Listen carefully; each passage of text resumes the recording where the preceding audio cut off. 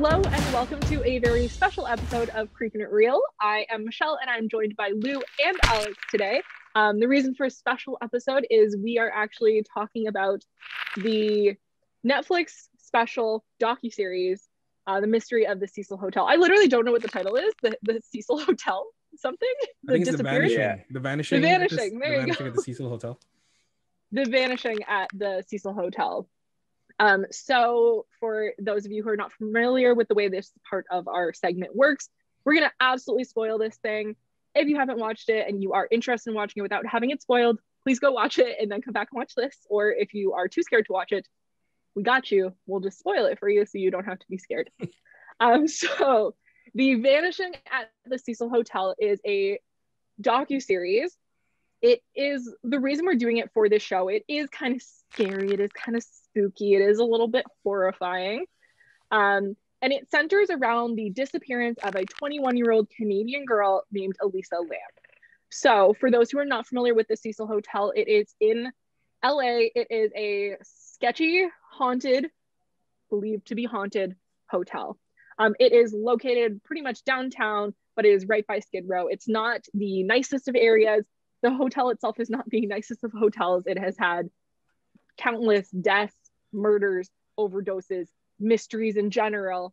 But the one that really kind of took the internet by storm was the vanishing of Elisa Lam. So Elisa was staying at the hotel in 2013, where she vanished. There was the security footage of her last seen on an elevator. This video circulated the internet at the time. Had a lot of people on like Reddit and different like Facebook groups kind of talking about the mystery and why did she disappear? Where did she go? What's the whole deal of her disappearance? So the docuseries really covers that. We see interviews with the ex-manager of the hotel, various police officers, and then a lot of just like random sleuths from the internet who kind of really got into this mystery and felt really connected to Elisa Lam and her story. She was really, really big on Tumblr. People found her Tumblr, loved her Tumblr, found her super duper relatable because she kind of used it like a diary. So that is what kind of propelled this internet fascination with this young girl. So the docuseries itself talks a lot about the kind of history of the hotel and the why for it being so sketchy and such not a great place to be. And then it focuses a lot on the kind of theories and conspiracies related to Elisa Lam. Some really, really wild conspiracies involving like tuberculosis and like thinking she's a spy and that the government had to shut her up, like crazy stuff. So what does eventually get revealed to us is Elisa Lam is found. Well, her body is found. 19 days after her vanishing, her body is found in the water tank on the top of the roof of the Cecil. And then the investigation kind of becomes, okay, is it a murder? Is it suicide? Is accidental death? Like what happened? How did she die? And this is the part that is still heavily debated, even with the docuseries coming out and supposedly answering the mystery. People are still debating it online. So we will definitely talk about like what our opinions are about this. But the docuseries pretty much puts a little bow on it, saying that she had a mental episode because she was diagnosed with bipolar disorder and that she accidentally drowned. And that's it. So it is heavy. It's a heavy watch for sure. It is scary in the fact that it is in a haunted hotel. It does have very interesting portrayals of mental illness, so just be mindful of that, I would say. And that's an overview of everything. Obviously, it's like 5 episodes long, an hour each. I cannot cover it in this short amount of time, so still worth watching because there's a lot more to kind of pick apart. And we will kind of do that a little bit for you guys. So what did you guys really enjoy about this series, or what kind of drew you to it? Well, I'll say the pacing was great. It started as like this missing persons case. And like, I'll be honest, it's been so many years since it happened. I remember the video of Elisa in the elevator. I remember seeing that. I don't remember the resolution. Like, I guess that just goes to show that the whole mystery was bigger than like the truth behind it. So, right. So the first episode's the mystery. Only what, like, I think the third episode, you find out that her body was found in the water tank, and just everybody's reaction to that. And I think, like, what really captivated so many people is obviously the elevator scene where she was acting erratic, and like, sadly, it's the case that, like, a diagnosis of bipolar disorder, nobody can spot it. Nobody, like, it's so frightening and jarring for people to see somebody in the middle of an episode like that, that they would rather ascribe it to a ghost, or she got drugged, or, hey, there's somebody there. Look, there's a foot. So there's a lot of moving pieces, but the pacing is great because it eventually grows to the truth of what happened. Yeah, I like the whole series. I've been intrigued by that video of Elisa since it came out. Maybe it was 2013, 2012, something like that. I love that the show goes deeper into basically everything, like the mental illness part, the supernatural part, the lore of the hotel. It was great to hear all those cops that were on the case. The general manager of the hotel spoke a lot. I did not like the ending because of they just kind of made it due to her mental illness.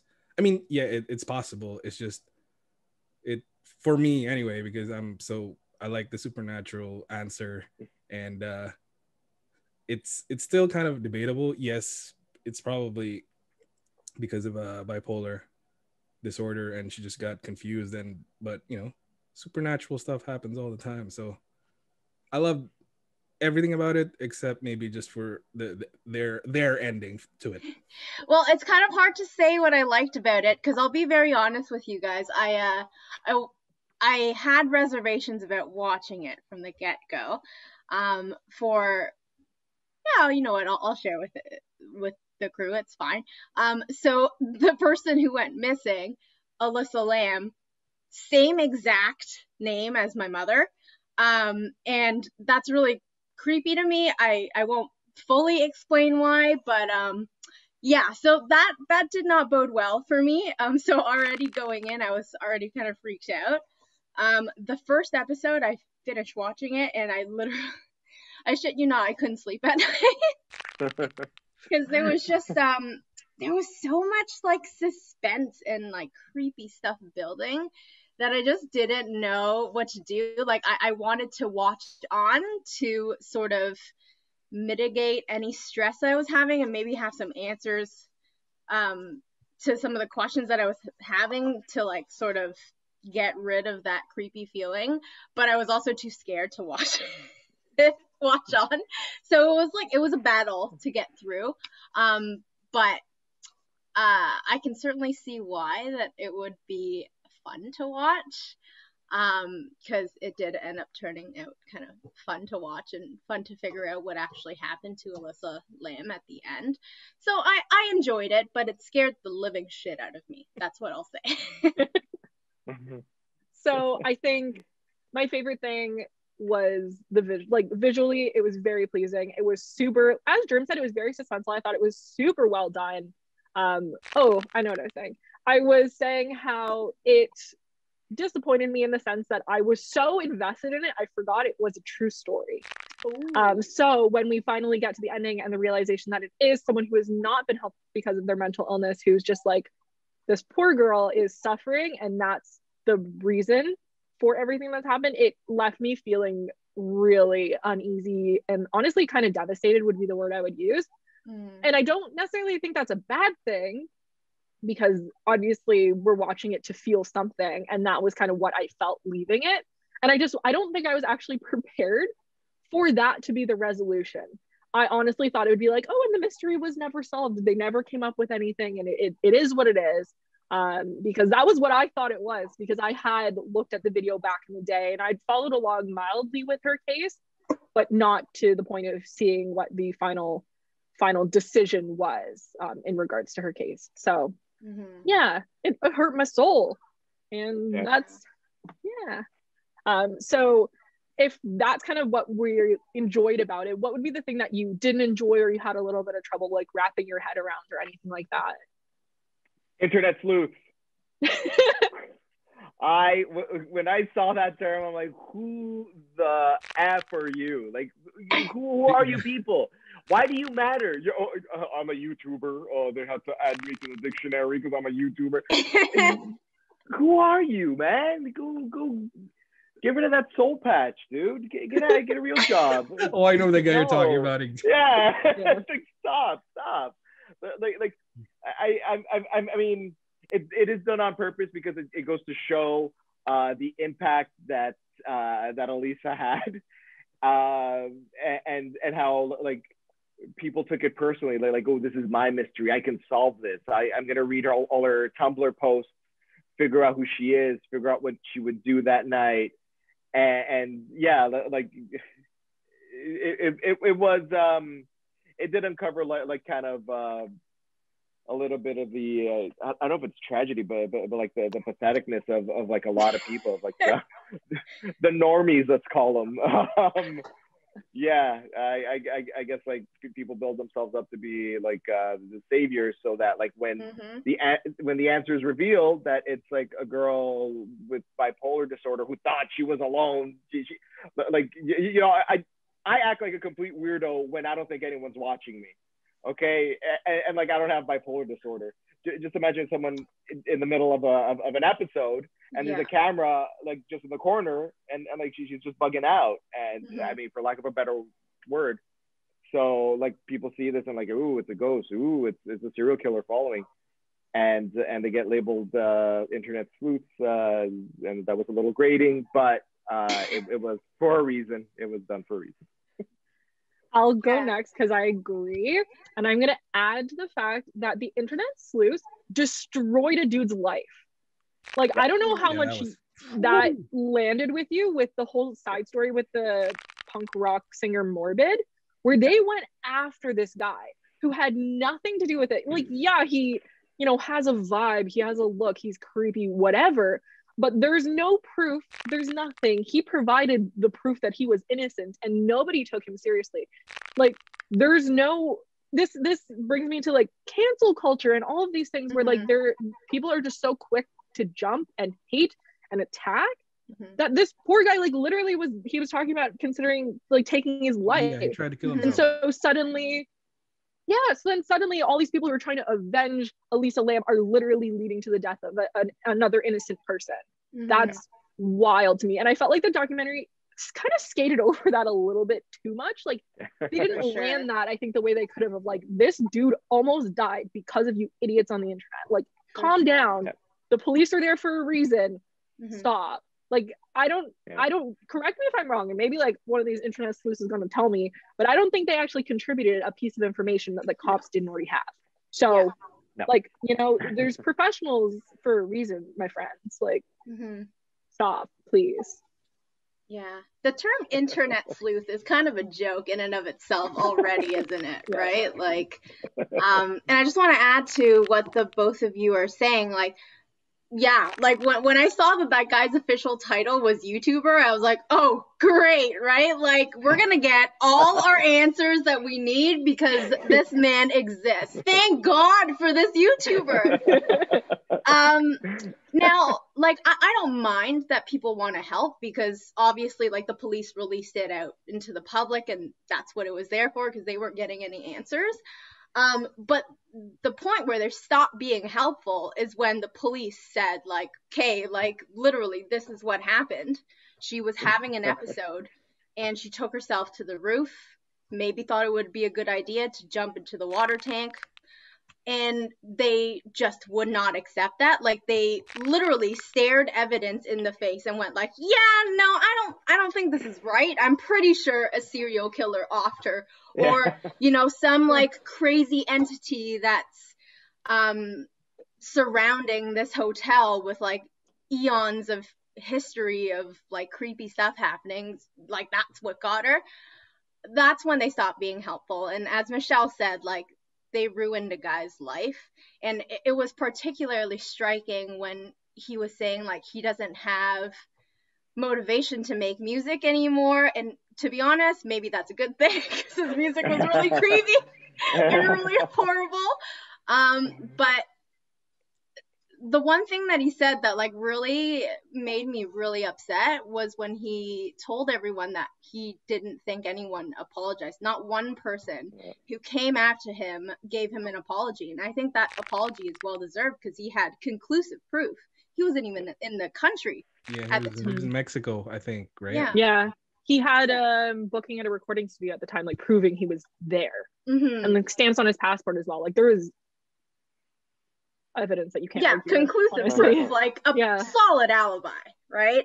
And yeah, so the internet sleuths, that really kind of killed it for me. Like, I get it, their heart's in the right place, they want to help this poor girl, but also like the fact that they're posting it on YouTube, it's kind of a personal gain thing, right? Like, which comes first? Are you really actively trying to find Alyssa Lam? Are you listening to the evidence, or are you just posting this video because you know it's going to garner a lot of attention, right?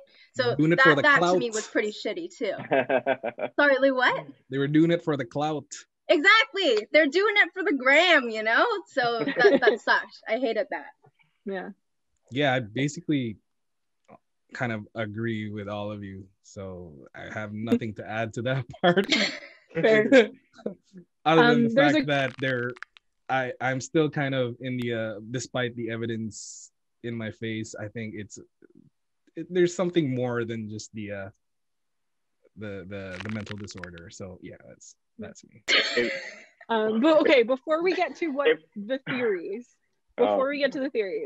there's one question I wanted to ask all you guys. So in the overview, I kind of talked about who was interviewed, right? So we had like the ex-hotel manager, we had some cops, we had the internet people, whatever. I felt like there was a very notable miss on who's interviewed. Did you guys notice anyone missing? Her family? Her parents? Yeah. Her family. Like, and that led me into a Google, because I was curious. I was like, okay, they're making a series about your daughter. Why aren't you in it, right? Like, what's the deal? And obviously there's no concrete answer. I can't begin to understand why they're not in it, but it was in an older article, they had mentioned that they don't want to talk about it anymore. And I hate that Netflix made this. I hate it. I hate it. I enjoyed it. I watched it. I was like, amazing, great content.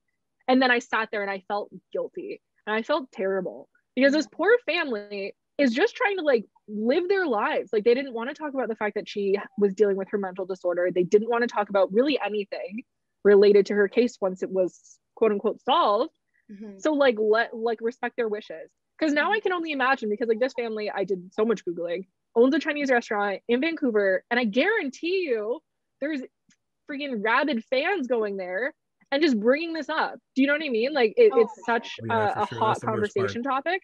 They can't escape it now. I'm sure it probably like, you know, mellowed out for quite a few years now. And now this suddenly, and they're bombarded with all of it again. I can only imagine what it would feel like to be on the receiving end, especially if people trying to tell you they knew your daughter better than you did. That's the part that really like, oh, I read her Tumblr, I know her. Bro, if you knew the crazy stuff I put on my Tumblr, like, you don't know me. You know my twisted weird shit that I don't put in real life. Do you know what I mean? Like, yeah, absolutely. Regardless of whether she quote unquote used it as a diary, like, she put that information out there knowing other people would see it. And therefore, there's always some piece of fabrication to it. That's not the whole story, no matter what. No matter who you are, you're not putting everything on the internet. So, I don't know. It just grinds my gears. Yeah. I'm going to add something to Michelle's point. She brought up the fact that, you know, her parents are just trying to live through their lives. And they own a restaurant in Vancouver. And now there's people probably bombarding their life with this. The thing that I wanted to add was that, like, I mean, I didn't do the extensive Google search that Michelle might have done on her family. But as a person in the Asian community, mental health is very often very stigmatized, and like families do not want to talk about it, right? They don't want to accept that their child has a mental illness. So it's really, it must be tough, right? That being said, I'm sure maybe a part of them might relish the fact that maybe something creepy happened to her over the fact that she actually had a mental illness. And it can't be easy having just random people trying to tell you, I think there's more. I think there's more. I don't think that she killed herself. I think that something else got her. Like, that's not a nice thing to hear, right? These people are trying to gain closure. They're trying to move on with their lives. And, you know, there's people just ripping that Band-Aid and diving into the wound, like opening it up, pouring salt on it every day. And that must be shit. That's all I wanted to add. Yeah. You can definitely tell these internet sleuths probably like have reached out to the family somehow, finding their information and just making their lives miserable over this. Yeah, it's number one on Netflix now for like the past 2 weeks, I think. Oh wow. So you know people are watching it, and people are going over there and, you know, just bugging the shit out of her parents. Yeah. Something. I can only hope they at least get money out of it. Like, I don't know, because I'm sure, I don't know. Like, I hope they benefit in some way from it. It has to be, because their images were shown, and depends on what type of contract, they should receive something. So there's that. So now that it's, you know, we're sufficiently sad, let's talk about our conspiracy. Like, what do you think? Do you accept the final resolution? Do you think anyone's to blame? Like, what do you think? Lou, I know you have a burning thing. Is it Mephisto? Mephisto. I'm gonna be completely honest, and I think it was Mephisto. No, it's I don't know. It's, for me, it kind of hits home a little bit. I kind of I refuse to believe that was the only reason, only because I guess I could share it, but my uncle died a few years ago, and he was bipolar. It's something. It's, I don't know, just because of the the aura of that hotel, and, you know, I don't know what it is, but yeah. I'll go next because I agree there's something more, but I don't necessarily think that it wasn't because of her bipolar disorder. So what I mean by that, I take extreme issue, and I actually blame the people who work at the hotel for her death, whether she died by her own choice or not. I blame them for it. And the reason for that is that they explicitly, like, the hotel manager explicitly said that they had removed her from her room because she was acting erratically. She had been at the front desk acting erratically, and they didn't call anyone. So they thought, yeah, this nice 21-year-old little Asian girl from Canada, not my problem. That's what they thought. And whether she was on drugs, or she was being harassed, or she was freaking possessed, or it was just bipolar disorder, like, they had an obligation to help this girl, and they chose not to. And like, the grand conspiracy I feel around that is, and this is because Elisa Lam's family brought this to the courts. They blamed the hotel for negligence. They lost that suit. And I think, honestly, this is my conspiracy, I think the reason they lost is because if the hotel was found liable for her death, they would also have to answer for every other death in the hotel. And they don't give a shit about the homeless people overdosing or killing themselves. Like, they don't care. And they don't want to have to care. So by not taking, like, responsibility for Elisa, they don't have to take responsibility for anything else. So that's my problem with it. I think the hotel is liable, and they should have helped her. Call her friggin' family. Like, when you like go to a hotel, you have to put like an emergency contact or something. Or like when her roommates were saying she was acting weird, who are these other roommates? How, like, I'm sorry, if I met a girl in a hotel who had just started acting weird, I've been like, do you need me to call somebody? Like, are you okay? I wouldn't have been like, get this girl out of my room. She wasn't threatening them. Do you know what I mean? Like, I feel like so many people failed this girl, whether she ended up dying of bipolar or not. Like, people failed her and led to her death. So I agree. For sure. Mic drop. And I definitely think that, like, sorry, just a quick point, Alex. I didn't mean to cut you off, but like, That's fine. Just adding quickly to Michelle's point, I think if it was any other day, we would see the same thing happen again and again. I don't think, if there was another person who went into that hotel and they had a mental health issue and they maybe having an episode, or maybe they had an instance where they lost control, I still think day after day they would still be like, not my problem, I'm just gonna go on with my normal hotel responsibilities, and that's not looking after my guests apparently. So yeah, I think it speaks volumes about how little care there is in the world, especially in a place that has such a colored past, with crime, with drugs, with, you know, Skid Row being just right there. I think people are just accustomed to not caring in that area, so it's very unfortunate. Go ahead, Alex. To touch on that, it's like, I also see where the hotel manager's coming from, because like, if you'd have to respond for one person, you'd have to respond for everyone else, and like that area and that hotel is filled with like a lot of behavior that people would call abnormal. Mm-hmm. But I was just reminded, this probably would fit better in like the least favorite thing, and like I hope you'll all agree that like there were two people who I hated more than the internet sleuths, and it was that douchebag couple that tried to make themselves out as bigger victims than Elisa. The British couple, right? Yeah, I drank dirty water. Oh, the water. They were so annoying. I hated them. It's like, I want to talk to reporters and complain. It's like, dude, go somewhere else. Someone just died. You beat it. Mm-hmm. Oh. Also, first of all, water's brown. Why are you drinking it? Yeah. Literally, okay, I'm sorry. Like, how gross are you that you How need to dumb shower are you? in brown water? Like, simmer down. Just wait. Go somewhere else. Get a bottle of water. Like, you got the money, buy a bottle of water, brush your teeth with that. Don't brush your teeth with the brown water. What are you doing? And why didn't they tell the management? They were like, this is normal. This is fine. It tastes like maybe, I don't know, death, but it's fine. Brown, smelly water. Oh, I'm gonna drink. I'm gonna brush my teeth. I'm gonna take a shower with it. Like, what? No, Maybe they just had a taste for decomposing anus. Who knows? Ooh. Death. Fine wine. Like that. Oh. Sorry. But like, here's the question I had. Okay, this is a weird, like, please potentially don't include this, but here's where my brain went, because I'm crazy. My brain went to, why is it brown? Because they didn't actually talk about her body being like severely decomposed. They talked about it being more like bloated, as you would from like a water death. Water, yeah. So like, what's the brown? Like, where is it? I think it's actually just like super rusty pipes. Like, what's the situation? You know what I mean?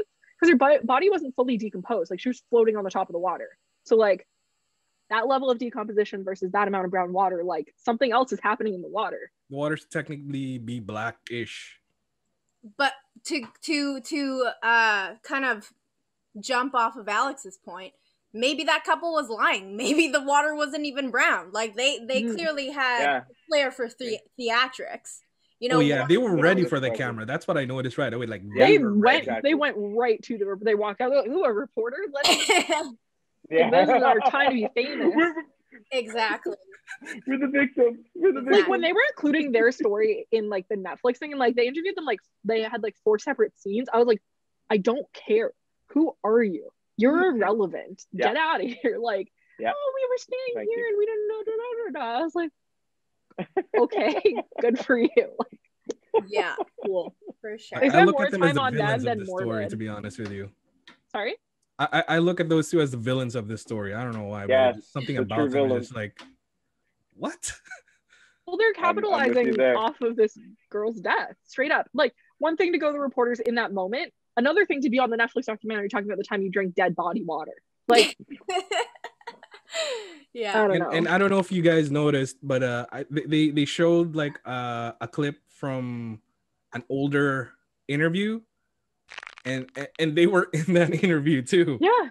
Talking about the same thing. Like, Jesus. all right, let's chase success again. Like, this is our 5 minutes of fame. We drank the water because they're the only ones crazy enough to admit they did. Like, I'm sorry, I don't think I would have admitted that I drank the water. I would have just been like, I'm traumatized. I don't want to think about that. That's like, they were like, yeah, I drank it. Funny. No, it's not funny. So gross. It's gross and you're stupid for drinking it. Yeah, like, don't drink hotel water mostly anywhere ever, really. But especially if it's not right in some capacity. That's it. Yeah. So, moving on, really, the last thing that we can do is just like give it a rating. Like, what did you think out of 5, and who would you recommend watch this content? Because it's a little different, obviously. For Creepin' It Real, we usually do horror movies, specifically horror stuff, and this is a little scary, a little spooky. I don't know if I qualified as horror. So, what do you guys think out of 5, and who should watch this? I'm gonna give it a 4. Actually, it gave me a range of emotions while watching it, and the documentary was actually very well done, very beautifully shot, and people that are curious should watch it. If you like that mystery, you know. I'll also give it 4. It wasn't. I don't know what I would expect from a perfect docuseries.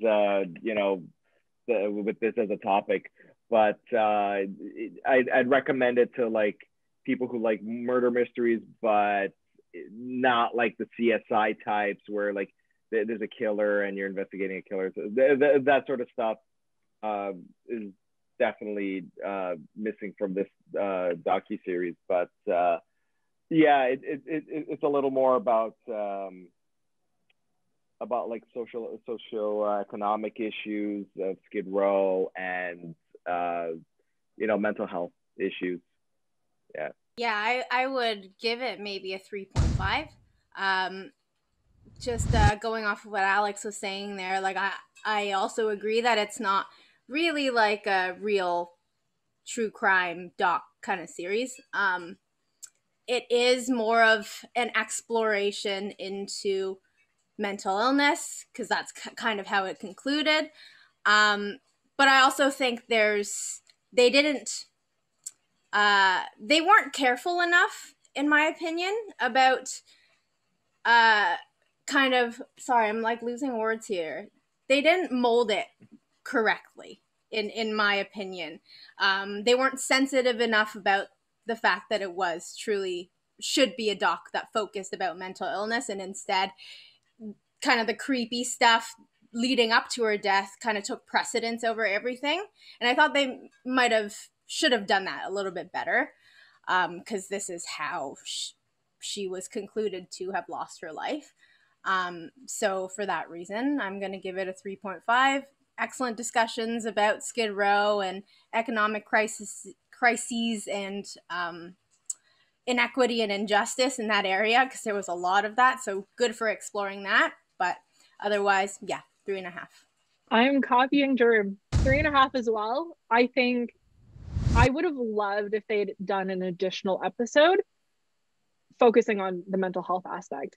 When it was concluded in the docuseries that it was the mental health episode that ultimately led to her death, I was expecting them to put up resources, or, do you know what I mean? When we've seen things handle mental health, there's usually like a moment of like, oh, if you're in crisis, like here's this, or here's some places you can look for more information, or da da da da. It felt like they're just like, yeah, mental health check, and it's get out of here. And that didn't feel super great for me. If I was rating it like up to the point of them discussing mental health, like this is 10 out of 10, 5 out of 5, it was spectacular. And the moment they got to mental health, I felt like they fumbled it, because they already sensationalized the case so much that it felt hard to then ground it in a story about mental health. Yeah. So, yeah. Said. I would recommend it to people who like a mystery, because there is a mystery, and also, I don't know, I feel like you'll enjoy it if you like to question things. So if you like to ask, why did they do it that way? Or, you know, what does it mean that they chose not to include her family? Or really the questions that we brought up in this, if you find yourself asking those types of questions when you watch stuff, I think this docuseries can be really good for kind of getting those gears turning for you to kind of question these types of things, because that's part of the fun is not taking it for face value. Sure. So yeah.